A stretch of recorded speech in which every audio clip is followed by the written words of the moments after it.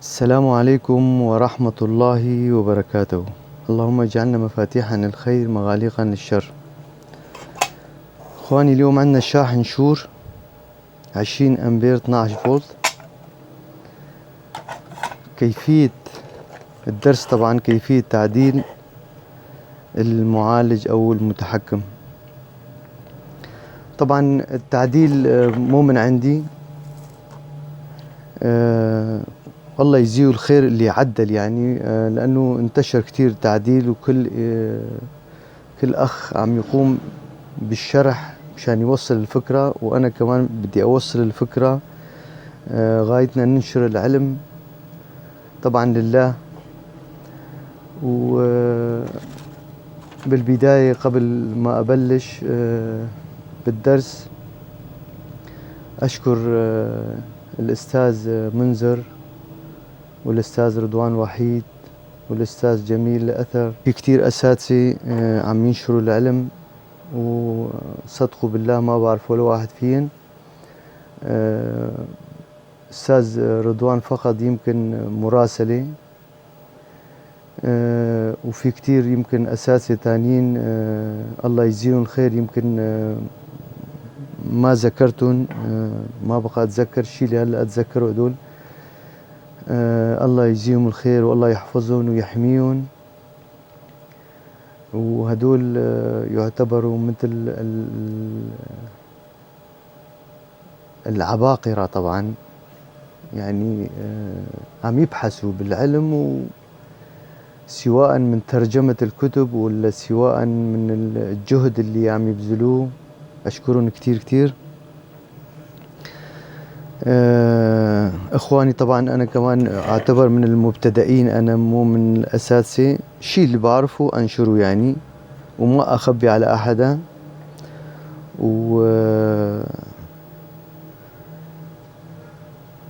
نبدأ بدرسنا وإن شاء الله تستفادوا منه. طبعا أول خطوة، ليش بدك تغير المتحكم؟ سؤال يعني، أو المعالج.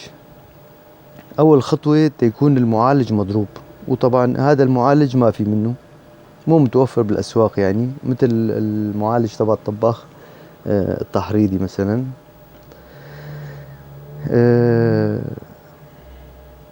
يكون مثلا مفجور. طبعا مثل مثلا لا فرجيكم مثل هذا الاي سي فرضا، شلون هيك مفجور، او لاحظوا هذا مثل هذا مفجور، هذا ما له امل. او بالافو مثلا تقارنوا مع معالج عندك شغال وتفحصوا بالافو، شوفوا هالطرف هذا اول طرف فيه قصر، يعني طبعا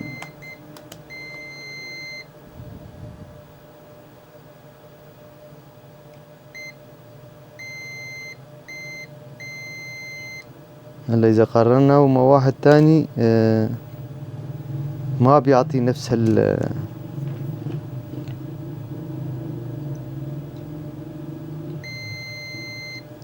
المهم يكون فيه قصر واضح.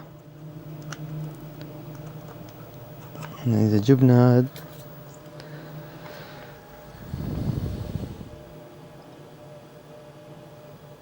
شوفوا هذا ما بيعطي. طبعا بنحطه على الديود. هذا واحد شغال وعم يعطينا مقاومة، بس اما هاد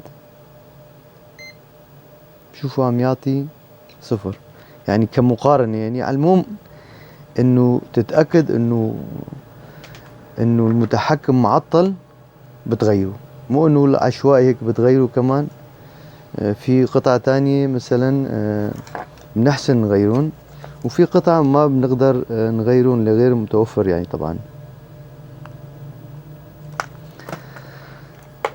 طبعا هالاي سيين هدول او المجمعين،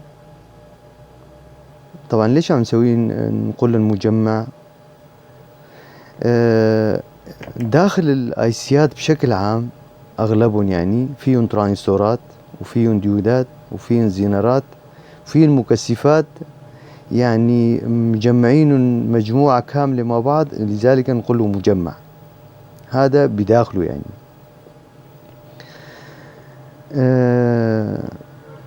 طبعا قبل كل شيء طبعا بدك تفك المعالج.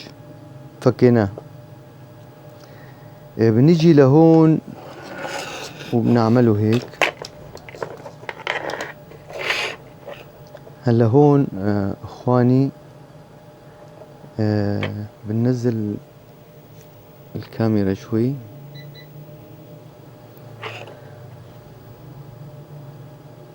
يمكن هيك يكون اوضح.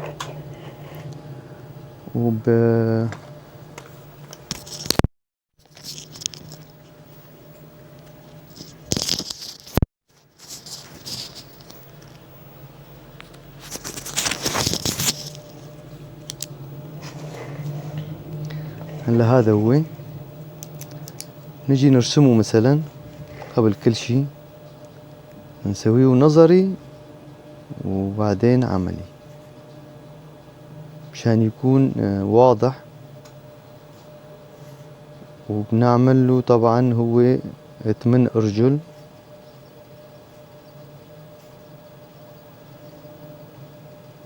كل طرف 4 أرجل. طبعا هذا واحد. دائما هدول المعالجات من هون تبلش وهيك بالعكس يعني هيك.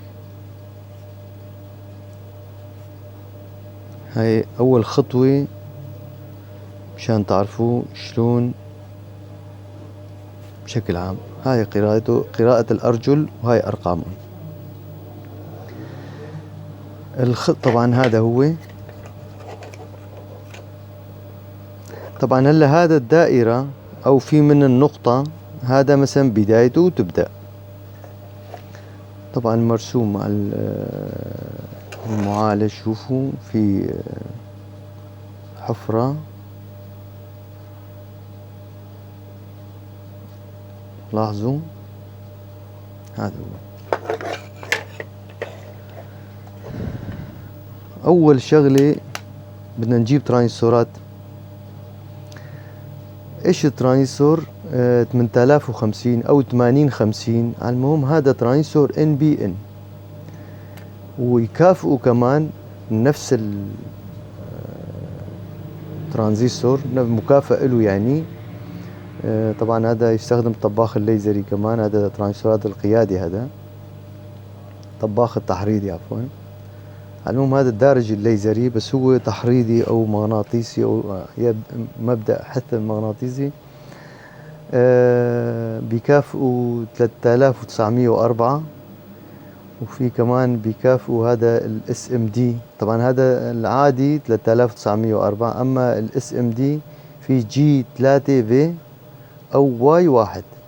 واي 1 طبعا مشهور. واي 1 واي 2 مشهورين هدول ومتوفرين يعني. طبعا هدول هن. اما طبعا بالنسبة لعكسه هذا البي ان بي. هاي طبعا هاي ملاحظة كمان مشان تعرفوها. البي ان بي 8505 8550 طبعا يكافئوا 3906 او 2 تي واي او واي 2. هذا طبعا الاس ام دي. هدول مكافئات بعض. طبعا 8050 متوفر. بنجيب 3 ترانزستورات. هاد 3. هاد 3 ترانزستورات جبناهم. وطبعا وبنجيب مقاومة 10 كيلو. هاي مقاومة 10 كيلو جبناها. هاي وحدة أحلى.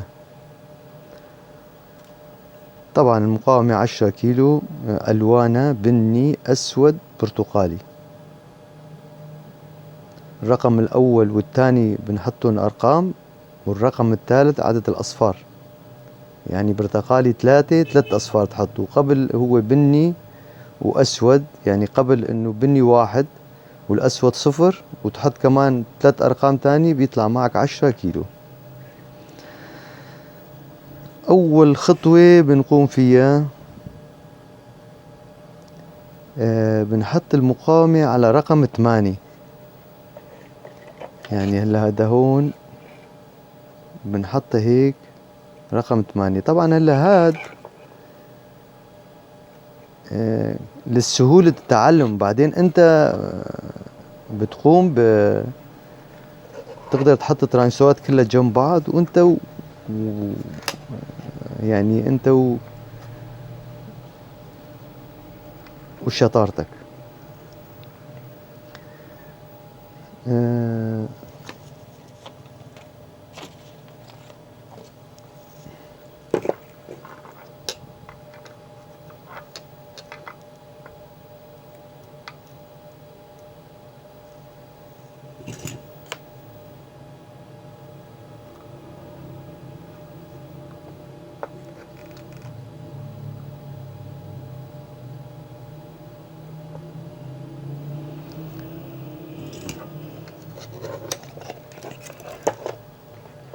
طبعا الشرح اجباري تيكون بطيء مشان تستوعبوا، ولا هو كله ما يستغرق كتير يعني. هاي المقاومة حطيناها هون رقم 8، تزرعوها زرع.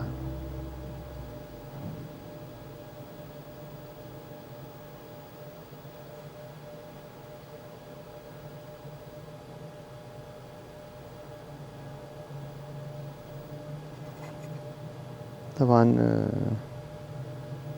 الموبايل تبعنا مو كثير دقيق يعني.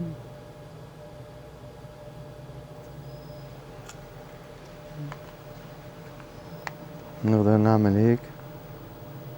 هاي المقاومة حطيناها هيك رقم 8. الخطوة الثانية بنجيب ترانزستور. أول ترانزستور الخط النصاني. طبعا بدي ارسم لكم ترانزستور مشان كمان قبل كل شيء. هذا الترانزستور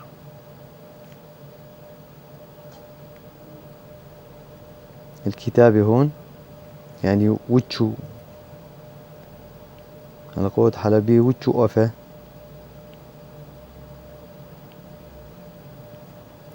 هذا البيس أو القاعدة نحن نقول له. وهاد الكولكتور أو مجمع نحن نقول له. شوف يعني مشان تعرف. وهذا إيميتر أو نقول له مشع حسب الدروس اللي أخذناها بال84. هذا هيك يعني مشع، وهذا مجمع، وهذا قاعدة. هذا هيك. طبعا القاعدة خط النصاني. شو بنعمل؟ ويتش ترانزستور عنا هيك، هذا بنسويه للخلف هيك. نسني ترانزستور بنسويه للخلف.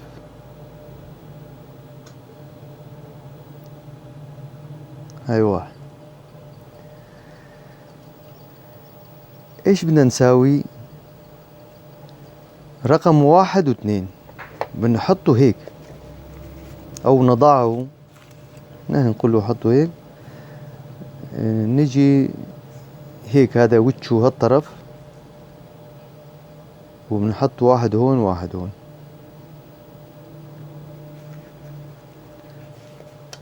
هلا هيك بنجي نركبه هون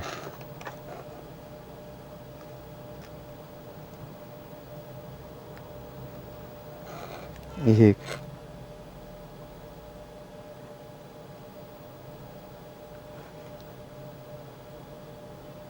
رقم 1 و2. نجي نلحم.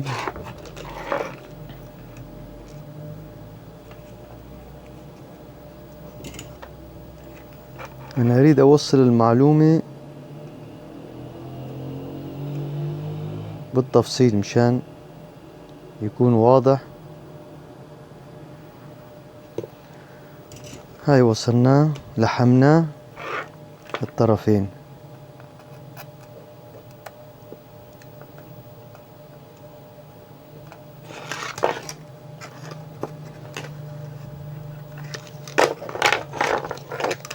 هيك صار معنا.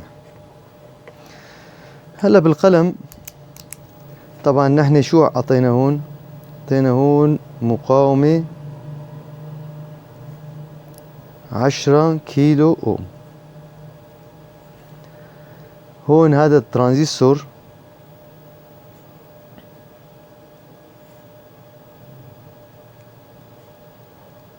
شو بدنا نساويه هيك، هذا الوجه وهذا هيك، يعني هاي طرف الكتابة وجهه هيك بهذاك الطرف، وهذا يجي واحد هون واحد هون هيك. اما القاعدة بيجي وين؟ لهون. طبعا هاي ما في وصلة. طبعا عادة بالمخطط اذا ترسم مخطط اي مخطط اذا ما بتوصلوا بتعمل له هاي حركة. هاي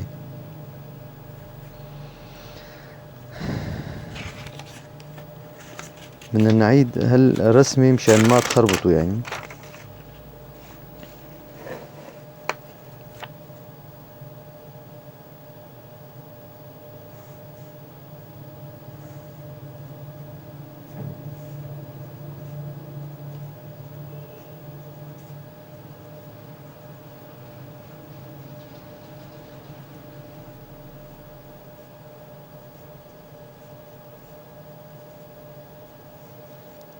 طبعا هاي المقاومة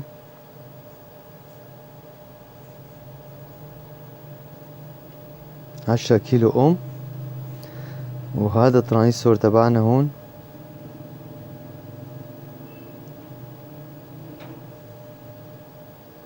واحد يجي لهون والتاني هون. واما القاعدة مثل ما قلت لكم تلفوها وبتجيبها لهون. يعني هلا هاد الايمتر هذا المشع، وهذا المجمع، وهذا البيت، وهذا 8000 مشان لا تنسوا يعني 8050. هلا هون خلصنا من هالخطوة. طبعا هذا ترانزستور خليه قدامكم.